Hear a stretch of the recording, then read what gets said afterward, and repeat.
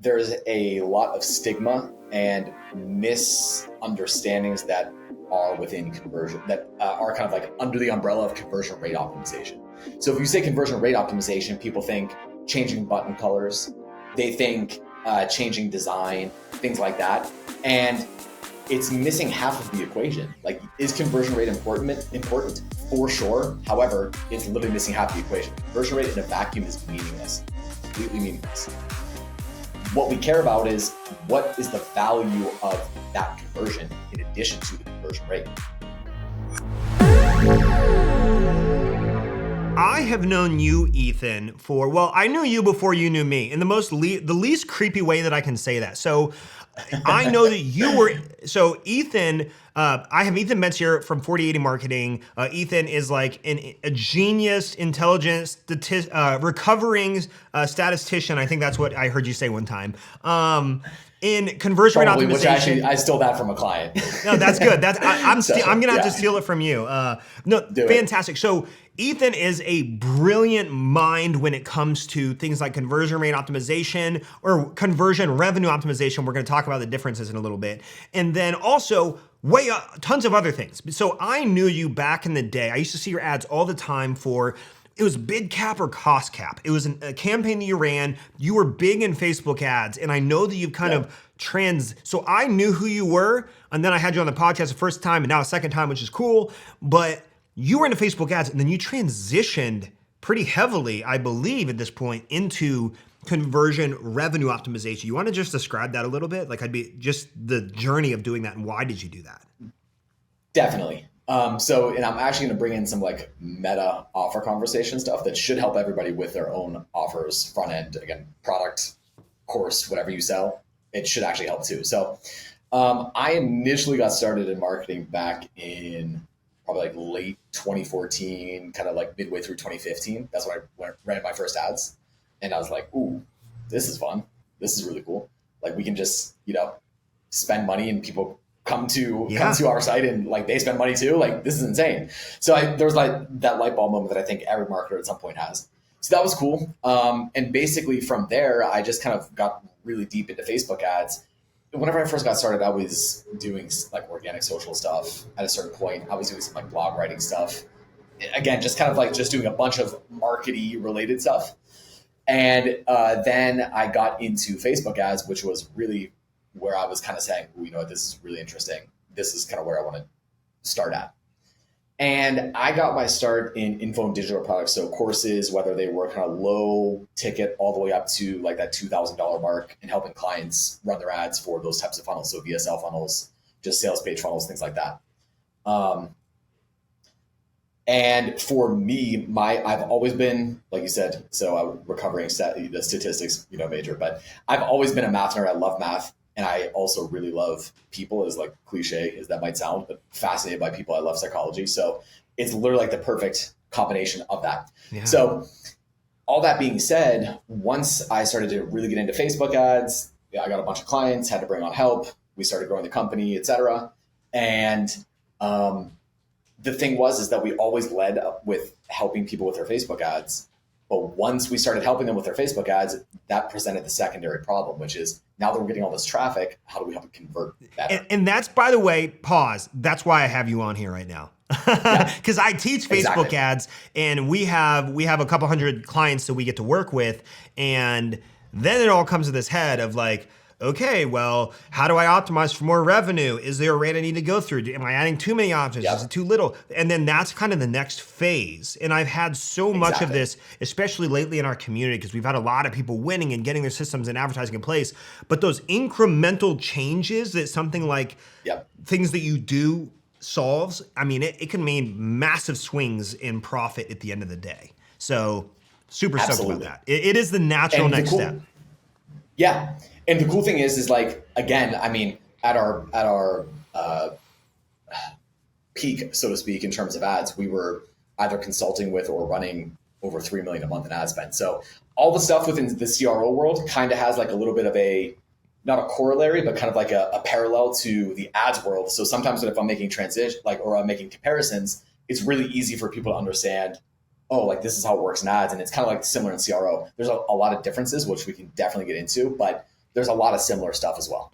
So something I'd love for you to just, and by the way, I want to get into the weeds. I want to like really extract your really brilliant mind, just because I've had the opportunity over the last year to do that. And I want to expose that to the world, or at least our audience.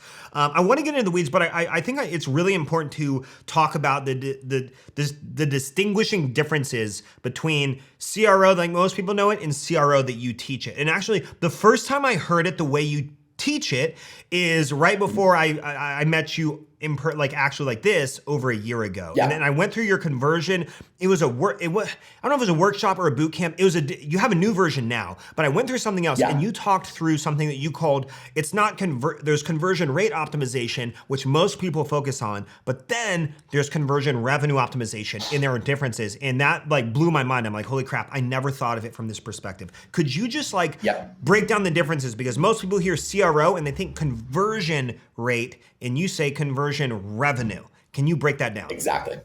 Absolutely. So the whole reason why we even coined that basically is because there's a lot of stigma and misunderstandings that are within conversion, that are kind of like under the umbrella of conversion rate optimization.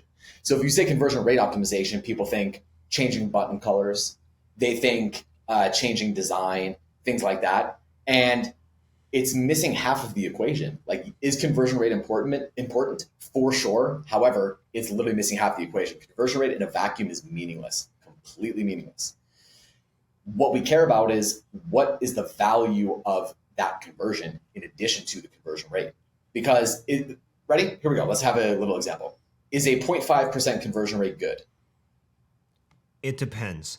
Exactly. I think that's the answer. That's the real answer. That is the answer. Okay. It's always the answer, right? Well, but that is the answer. That is the answer. And here's why. If we're selling a $10 million product, we're the best in the world. We're converting at 0.5%. That's insane. That's amazing. It's a $10 million product.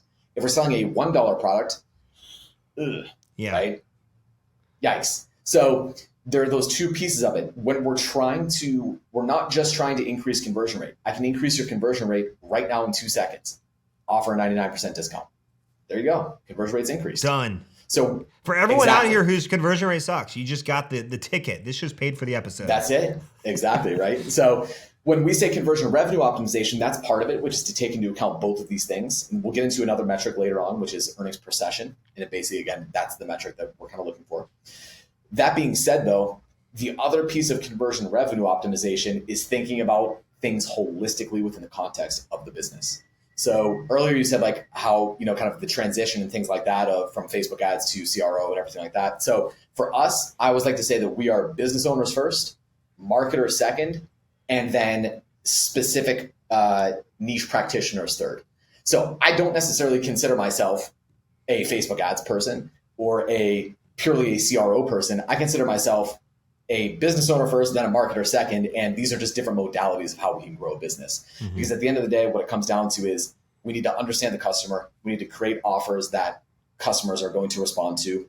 We need to make sure that those offers can acquire customers financially responsibly to grow the business. And all of these things need to happen all at the same time. So focusing on just one of it is not enough. And so that's kind of why conversion revenue optimization was born, because the truth of the matter is when people say CRO, meaning conversion rate optimization, they literally think like, oh, test a button color and see what happens. Yeah. And you can do it, but honestly, it's you're missing out on a lot of the picture if that's all you do. So could you share an example? Like something that might be like a minor change or pretty simple that you've done before that someone listening might be able to be like, hey, what if I try something like this? What are some examples of things you've done that have just like completely like maybe changed it, or you saw a significant uplift as far as like revenue optimization goes? Absolutely. So let's do one. I got a bunch of examples. Let me give you one here to start. Ready? Yep. Price test. Price testing. Very quick thing that people can do. There are plenty of tools to do it. If you're on Shopify, there are a bunch of tools that you can use to perform a price split test. Generally speaking, most people pick a price once they launch a product and they just go with it. Is that the optimal price? Could be, but we don't know. We don't have evidence to prove or disprove that. What do you? So I was going to say, so on that, so I'm already, someone in their mind right now, here's what they're saying. Well, I don't want to give up margin on my product. What do you say to that? ooh, well, what I would say is I would never price test lower first. I would always price test higher. Oh, interesting. Let's say that you have a $50 product. Generally speaking, there is not a ton of resistance between 50 and 54, or 50 and 55, or 50 and even up to 59. Again, this is it. Again, the kind of like the key word for all of this stuff is it does depend.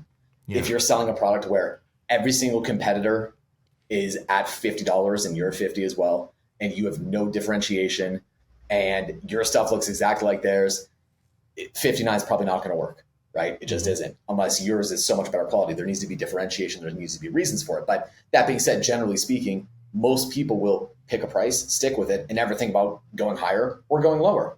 Ultimately, all that it comes down to is that balance between conversion rate and average order value. So if we can keep conversion rate the same, but we've increased our price, what we're now doing is getting free dollars for the exact same conversion. That's it. And I think the other thing, so I always obviously I always approach it from an advertising standpoint. So to me, and it's interesting you said hire first, because my thought is how do we remove friction to get a low, like there's this balance too of like, and honestly, I love it. I have not, my approach has not been, let's go higher first. It's been, let's go lower, let's remove friction and see if removing that friction, by the way, if it offsets your cost per acquired customer by more than the amount you're going down, you're actually making more money. And people don't realize that. Like we've taken things, and if you bump it a couple dollars cheaper, you suddenly start saving $15 on your CPA, which by the way is as if you charge that additional. But I love the perspective of going higher first. I think that's fantastic. Yeah. And again, what this comes down to is understanding, like everything that we're about to talk about today comes down to understanding your customer very, very, very deeply. And the reality of the situation is that if your product is very valuable, there's not really a whole lot of price resistance between something, say like a $70 price point and a $77 price point. There just isn't. Generally speaking, people are not going to not buy. You know what I'm trying to say. People are still going to buy between those. Now there are pricing bands, right? There are pricing bands that are, this is not a monotonic linear increasing type of thing. There are areas where conversion rate will either increase or stay the same up to a point, then drop. Then it'll increase and then drop, and then increase and then drop. So for example, a $9 price point versus a $99 price point, there's likely going to be a decrease in conversion rate between those two. But as long as it averages out, when you take the conversion rate and the AOV into consideration, the goal is which one produces the most revenue and profit at the end of the day. Right, exactly. Okay. Now, also though, if we want to go deeper on this, we can go deeper on it, because I think this is a really good theory thing of why business goals are really important for this. Yeah. Okay, so let's imagine a scenario where you have a price point right now at $49.99. Okay, that's your front-end product price point. Mm-hmm. Let's imagine, though, that you have a subscription that half of customers buy. Half of those front-end customers join the subscription. That is also, say, $50 a month. And those people stay for 6 months on average. Now, there's actually a scenario where we don't care as much about that front-end profitability. Mm-hmm. We care more about conversion rate than we do about average order value. Because for us, there is a discrepancy between front-end cash collected versus lifetime value of the customer. Yeah. So that lifetime value of a member is $300, 6 times 50, right? 6 months times $50 a month. If we're now able to get more customers and maintain that same upgrade rate to the subscription, now we're in a better spot. So now earnings per session isn't the end all be all. So if you have a subscription product or you have a very large lifetime value, the front end earnings per session may not be as important to you. That being said, if you start spending a whole lot of money, now cash flow becomes something that's interesting, because you could be spending and acquiring all these customers today. If they're not paying you for 3 years from now, you still got to pay your bills.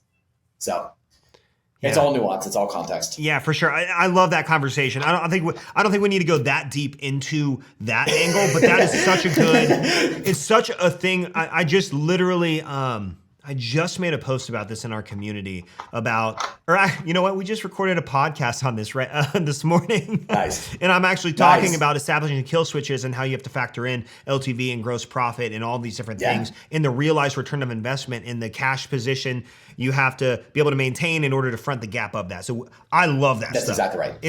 That's exactly right. Numbers you need to know. If you're a business, you need to try to establish and understand those. So back to some tests. You said price test is one of the first things you do, and you would actually test higher. I think that's really unique, and I love that. What's another one? Yep. Okay, another one, and if you want to, we can jump into the screen share right now. Yeah, let's do it. I did ask Ethan to come with some examples if he could show this. So by the way, if you're listening to this audio, I will talk you through this, but I do recommend you go check this out. Go to the Ecommerce Alley on YouTube. You'll have the visual, and we'll go ahead and you'll have the visual and be able to actually see what's going on here. All right, so let's pull this up. Sweet. So I got one here for you guys. Basically, one of the things that I would test is your homepage above the fold. All right, we're going to talk about testing protocol a little bit later as well in terms of how I think a relatively optimal testing order is. But one of the best things that you can do to get a quick win is test your homepage above the fold. So within this image here, what we want to do is we want to be showcasing the product and showcasing the experience of the product. This is the before, this is the after. We want to showcase the experience of the product. We want to showcase the product itself. We want to have a headline that is ideally pulling at an emotional string or an outcome. Mm-hmm. Okay. The problem that most people will have on their homepage is they treat it as an afterthought. So the homepage is kind of there where they're just saying, this is to introduce our brand and blah, blah, blah. Yeah. No, your homepage is a sales page. Yeah. For most brands, by the way, it's usually their second or third most visited page on their entire website. So we do website reviews in the Ecommerce Alley Facebook group occasionally. I just reviewed one last week that the above the fold, or 2 weeks ago, the above the fold headline was "Welcome to our store." Yeah, so that's a perfect example. And you know what? We're joking about it, but the truth of the matter is that that's of course an exaggerated version of what a lot of people do have, which is saying, "Hey, we're assuming you know who we are. We're assuming that you're a customer." We should not do that on the homepage. Okay. We should absolutely not do that. So let's go. I want to look at the before of this real quick and just talk through this. So Ethan's kind of showing a before, and this is a mobile version, it looks like, for a stamp collector's, I'm gathering stamp collection company, or the flower letters. It's like letters or something. And exactly. It's a subscription letter company. Yep. So it looks like, so the first one here I notice has no imagery in this. It says, introducing our newest Adelaide Magnolia, shop now. That's literally above the fold. It's all text. There's a button. It's a light button, so it kind of blends in a little bit, in my opinion. And then I have no idea what our newest story, Adelaide Magnolia, is. That's my first thought. Right. So it looks very bland for sure. And then what did you guys do if you want to talk through? So the after here is a pretty big difference, in my opinion. Correct. Exactly. So number one is showcasing an image of what the product is. Again, this is a scenario where this product is kind of new and inventive. Yeah. So if you try to describe it, like, it's not just like, oh, it's a t-shirt, right? Like, duh. Like, of course, t-shirts can be differentiated and unique and et cetera, et cetera. But at the end of the day, like, if you say, hey, this is a shirt, everybody knows what you're talking about. This requires a little bit more education up front to make sure that people are understanding what the product is. An image is worth 1,000 words, right? So showcasing an image of, hey, here's the product. I now understand what this is in a second. Mm-hmm. Okay. Next is headline. So we want to be taking a look at what is kind of this big idea. What's either the big result that we're able to give people? What is the feeling that we're able to give people? What are people really buying? In this case, for this brand, over half of customers buy as a gift, all right, for other people. So who knows what the percentage is who buy it as a gift for themselves as well. So gifting still applies. This headline reads, give the gift of a story told through letters this fall. All right. Now, obviously, this was run in the fall. So there are a couple interesting things here that I want to point out. So give the gift of a story told through letters. This is literally just what it is. So give a gift. Okay. People who are in the gifting mindset are going to be thinking, oh, this is great.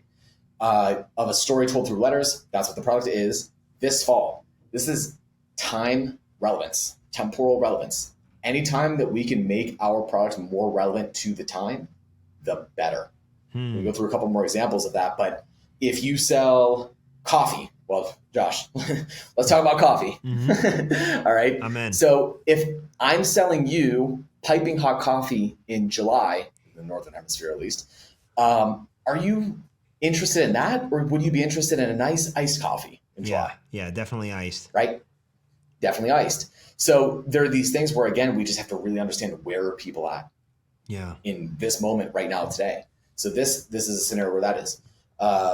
Subheadline, immerse yourself in a brand new storytelling experience full of history, romance, and pulse-pounding adventure delivered to your doorstep twice per month. The call to action says choose your adventure as opposed to just shop now. So again, it's a little bit more action-based. It's more interesting. It's more descriptive. Okay. And then below, we just have a couple little SVG badges or icons. So talking about free shipping, risk-free, cancel anytime, and some social proof of over 500,000 letters delivered. Yeah, this is good. That's this one. Everybody, just go steal from Ethan. Go find the flower letters. This is model. We call it modeling, is what we call it. Exactly. This is fantastic. This is a great before and after. If you need a visual of this, go check this out on YouTube later. This is a wonderful above the fold homepage. Gorgeous. Got some cool stats for you on this one. So this is a 25% increase in earnings per session. Okay. That means for every person that is coming to this page who saw this, they get 25% more revenue from that visitor. I love that. Insane. Yep. What you could do by just tweaking that dial of optimizing for better revenue. Yeah. And so, Josh, here's the other thing. If we're taking a look at this page, we've had plenty of other scenarios. I don't have one of them up here specifically, but where just changing the headline can get a 15 to 20% lift in earnings per session. Just the headline. Would you, if someone was looking to tweak theirs right now and they're like, I don't have a lot of design skills, but I could tweak the headline, subheadline, or like the image or the button, which of those would you say is the most impactful? Image is likely going to be, the real answer is it depends on which of them is weakest. So if the image is pretty good, you may not get a ton of lift from just the image. Okay. Would that be subjective though, to look at it and say the image is good? Of course. Okay, gotcha. Yeah, of course. And so when I say good, I don't mean looks pretty. I mean showcases the product and moves people one step closer to a purchase. Okay. Right? So good by my definition could very easily be wrong. Like I'm not necessarily a buyer of this product. So what I think is good doesn't matter. Actually, if we want to get a little bit more kind of theoretical about this and big brainy, what we think as marketers doesn't matter. What the market thinks is what matters. Yep. As marketers, we're here to provide a structure and to provide processes of how can we iteratively test things to find out what the market likes the most. That's it.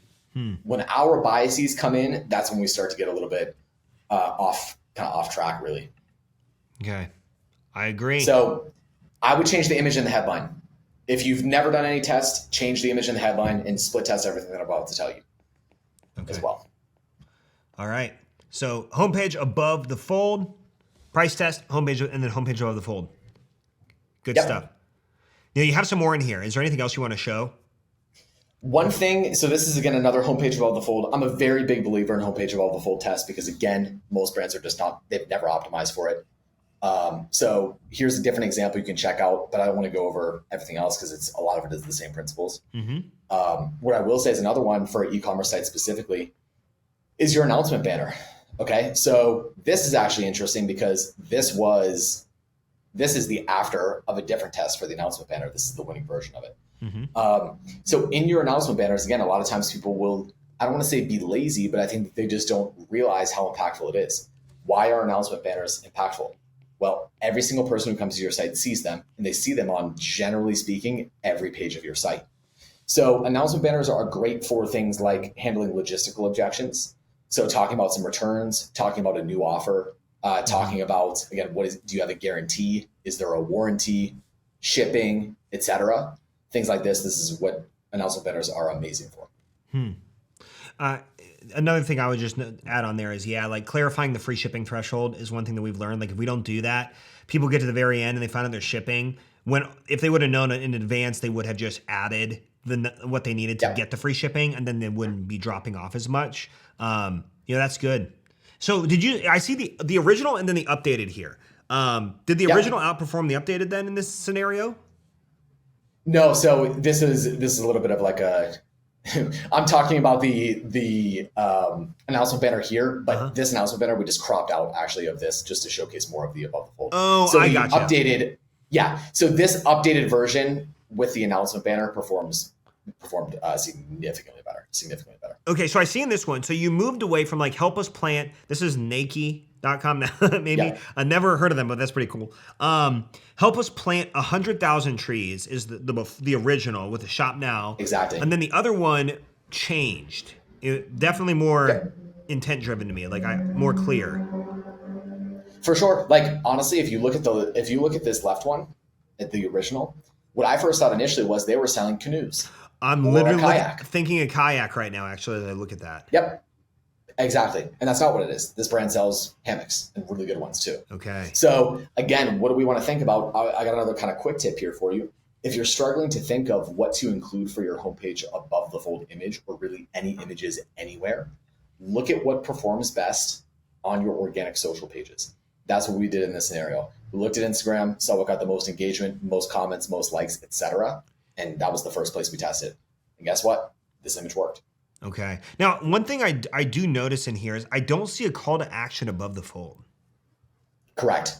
Exactly. What was the thought process? So this one is a little bit, so now again, granted, this screenshot here is cropped quite a bit. So this is not like iPhone length screenshot.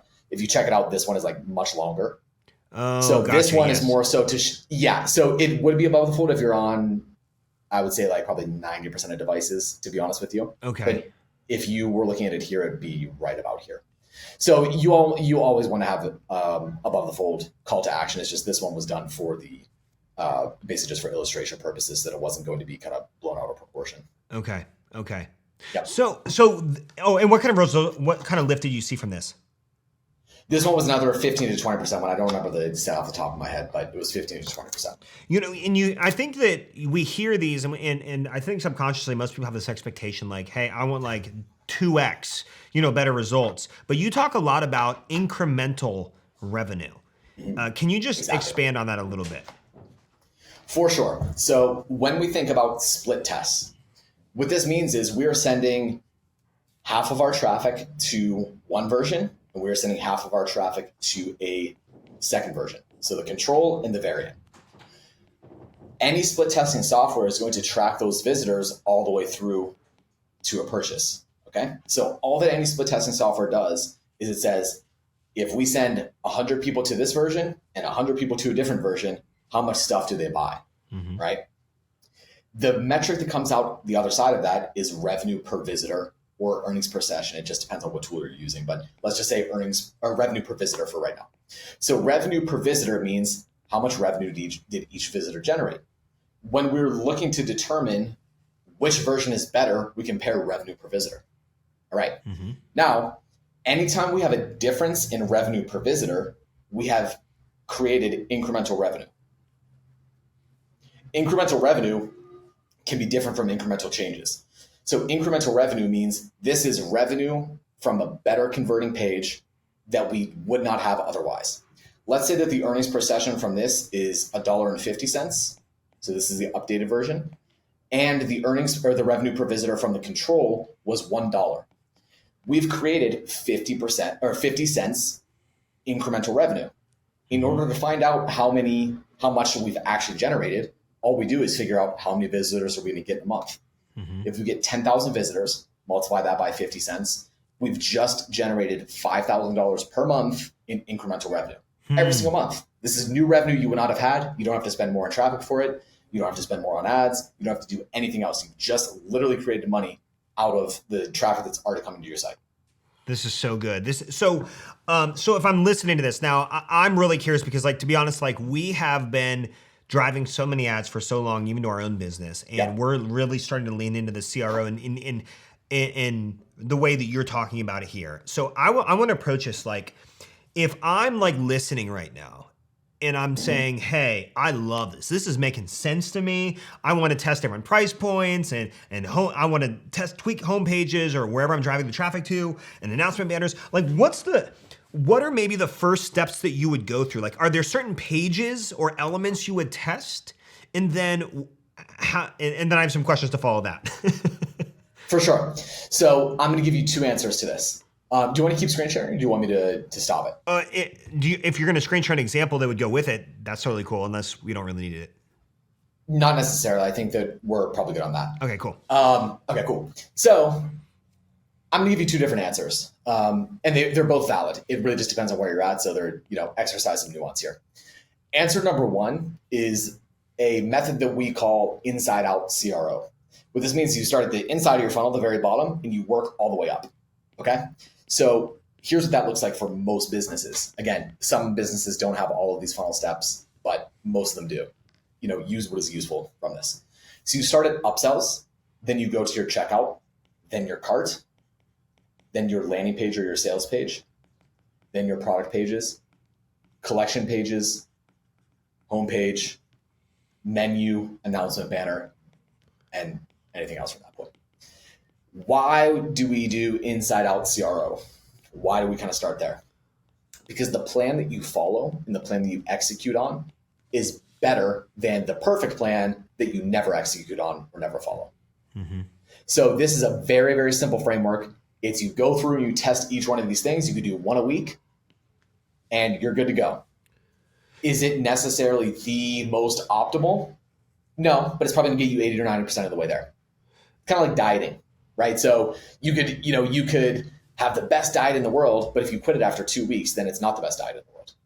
So let's talk through this really practically. So the inside, yep. So I like that. The inside out CRO, bottom of the funnel all the way to the top, upsells, checkout, cart, you kind of work in reverse of the experience to the very high level. So do you do all of these at once, or do you just say, I'm going to start on the upsell in the checkout this week? Or do you do as much as maybe you have resource and capacity to do that? Like, what does that look like? Do as much as you have resource and capacity to do it. Certain tests will conflict with others, so you need to be a little bit careful. But generally speaking, if you want to maintain a motorcycle just drove by. Are you like right outside motocross or? Yeah, exactly. There's some dirt hill jumps right outside. So you want to focus on the bottom of funnel first, simply because it's impossible to really lose from there. If you don't have post-purchase upsells within your business, adding a post-purchase upsell is literally only upside. It's only upside. You can't lose. They've already converted. So if somebody's already bought from you, they can't unbuy at that point, and they're not going to refund it because you're offering them something new at a discount. That's good. Right? I love that. That makes a lot of sense. So you can generate incremental revenue from zero at that point. Like, you can't lose. So test a post-purchase upsell first. From there, you move to checkout. Why do we want to think about checkout? Most people, again, are using just the standard stock stuff. So whether you're on Shopify, you know what I mean, BigCommerce, Magento, like whatever platform that you're on, it doesn't matter. Most people ignore their checkout. Everybody's focused on their landing page or their sales page, right? So when we think about our checkout, minor changes and minor improvements here affect everything. I like to use the analogy of an airport. So this is a choke point within our funnel. Every single person who buys needs to go through checkout, period. Not everybody needs to go through the homepage. Checkout is freaking TSA, man. Checkout is TSA. Have you heard me say this before? What'd you say? Have you heard me say that before? No. But you just mentioned airport. You mentioned airport. That's what I say. I went there. So that's what I say. So that's exactly right. So checkout is TSA. And you can have the best check-in process in the world, right? So everything runs super efficiently, et cetera. You could have the best lounges and the best gates on the other side of security. But if security is slow, if TSA is slow, it doesn't matter. You can improve those other things all that you want, but everybody's got to go through security. Not everybody has to go to check-in though, and not everybody has to go to the lounges. So everybody's got to go through security. So when I think of the checkout page, it doesn't, to me, it doesn't look like there's a whole lot you can do there. Like, what are some examples of things you would do to improve that? Awesome question. So number one thing is figure out what are the last minute objections that people are going to be having.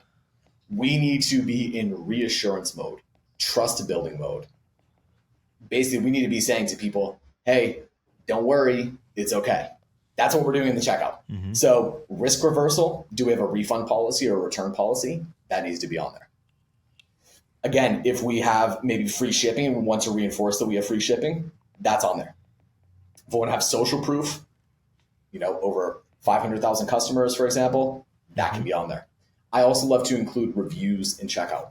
So last minute reviews, again, reviews and testimonials and things like that will do so much heavy lifting that we simply can't do as the business, right? It is what it is. So when you have great reviews, put them on your checkout. Again, if you're on Shopify Plus, you may not be able to edit your checkout as much as I'm saying, but still the principle applies. If you are able to edit your checkout, let's say you are on Shopify Plus or a different platform, then you're going to really want to be thinking about how can we make improvements to our checkout here. Yeah. Well, I think even like adding additional payment methods that allow people to like quickly check out, remove the the barrier of that. No, that's good. Honestly, I did not think of some of those things. Those are fantastic.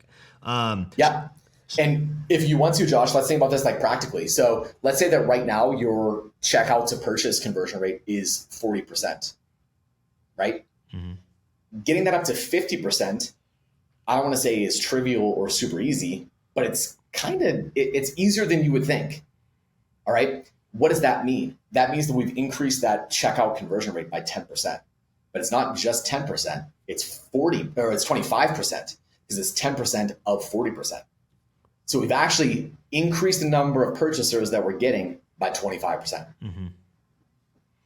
It's good. I love that's that. A lot. Yeah. That's increasing revenue by 25%. So when, you know what I mean? When as you start going up through this, yep. Next question I would have is like right away, like what tools are you using to maybe do this, to keep track of this stuff? Absolutely. Or are you like manually doing this in a spreadsheet?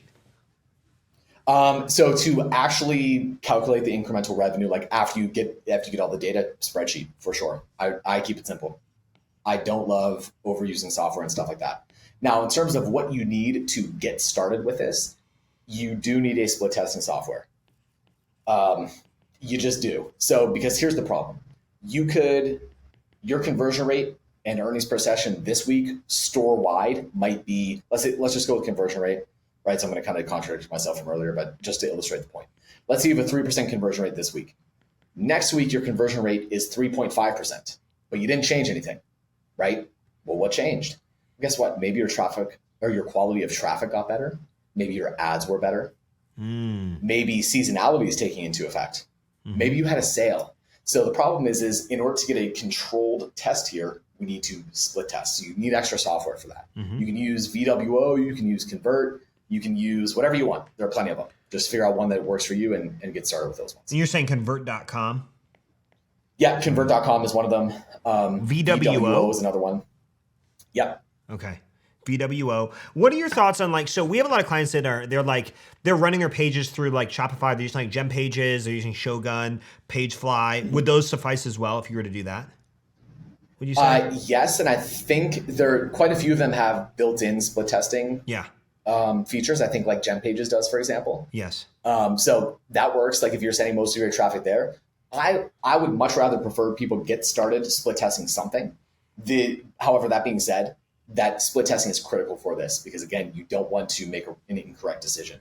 Yeah. If you attribute an increase in your conversion rate to a page, but actually it was just that your quality of traffic got better, you just made the wrong decision. So you got to be careful. So let's say I hear all of this and I tell Chris, who's our creative director, I'm like, Chris, we want to go, we're going to inside out CRO each one of these stages. Now, obviously, from the bottom up is the least amount of volume that's happening. So I guess the question I would have is let's say I went from upsells to checkout to cart to sales page to, collection to homepage and all those things. The homepage or wherever the traffic's going is going to be the highest volume, and then obviously upsell is the least. So how long, is there a certain amount of data that you think is sufficient to say this test is a fair test with enough data, like visitors and people seeing it to declare a winner? In that process? Yep. So again, this is where my statistics background is going to haunt me here because I'm more practical than a theoretical zealot, I would say. So the prevailing rule is more data is always better, right? The problem is that we don't live in a world where infinite data doesn't have cost. So you could let a split test run for 60 days, but your cookies are probably going to reset after 30 days anyway. So now you're going to get people re-entering the experiment. So there are real life scenarios with this. Generally speaking, you want to let split tests run for at least bare minimum 1 business cycle for whatever that is for you. So certain businesses, let's say that their Saturdays are their best day of the week, generally speaking, and Mondays are the worst day of the week, generally speaking. Well, if you start a test on a Monday and you end it on a Thursday, you haven't gotten a representative sample of your traffic. You just haven't, right? You're missing Saturday. Maybe visitors on Saturday are different than visitors on Monday. So we're trying to control for these variables. So to call a loser, we let a test run for 7 days minimum. To call a winner, we let a test run for 14 days minimum. Again, when we're thinking about split testing, we are making changes to the site that are going to be impactful and potentially can be running for the next 6 to 12 months. The other thing that is different from Facebook ads, right, is that we're trying to get a random sample here. Facebook is trying to find purchasers. When we're split testing, we're not trying to find anything. It's just a 50-50 random sample. So the quick answer to it is 14 days, you can't really go wrong. And the amount of conversions or the amount of visitors really depends on what the anticipated change is, what the anticipated difference is in your earnings per session. So generally speaking, you want to have like multiple thousand visitors per variant at least. So that's what I would say. Okay, so let's pause here real fast. So if I'm looking to upsells though, and I'm not doing that kind of volume, how long do you have to let that go for like 4 months to hit that, or would you call it sooner? Call it sooner. Okay. Because let's think about this here. We want to be thinking about what are the people like in our sample. So the sample of tested users for an upsell is already biased. These are people who have just purchased. However, there's not going to be a ton of random variability between them because they've already purchased. So when we are looking to generate large sample sizes, the reason why we're doing that is to eliminate variability. If we only have a sample of like, say, 10 people, maybe we got 10 people who just were ready to buy today. But the vast majority of the market is not ready to buy today. So we just missed something. We made the wrong decision. So with upsells, we have lower random variability. So you can let that go for way less time and way less sessions than you would, let's say, a homepage test. Okay. That makes a ton of sense. Yep. Yeah, this is good. So use business cycles. Use business cycles for upsells. So again, if you know that you have kind of different buyer behavior on different days of the week, let it go for 2 times whatever the time length of that business cycle is. Okay. So you have these different tools, inside out CRO. I love that. I haven't heard that concept. I really, really enjoy that. And I'm going through one of your workshops right now. It's like a course. You call it a workshop, but it's like a full out course, dude. It's definitely more than a workshop in my opinion. We try. Anyone, I want to plug that real fast because it's really good and our team's going through it. And I think it was like, it's $49 or $50 or whatever it is, it's worth it. We'll have a link to this in the show notes in the description of this. So if anyone's interested in going to it, we'll have the link in the notes. Go check it out. It's so what Ethan's talking about here is like, this is the tip of the iceberg of what like I've been learning as we've been going through your workshop course, essentially. Anyone go grab it. It's really, really stellar. And I haven't gotten into some of this deep stuff. So I haven't gotten into this inside out CRO yet. Love the concept. Makes a ton of sense.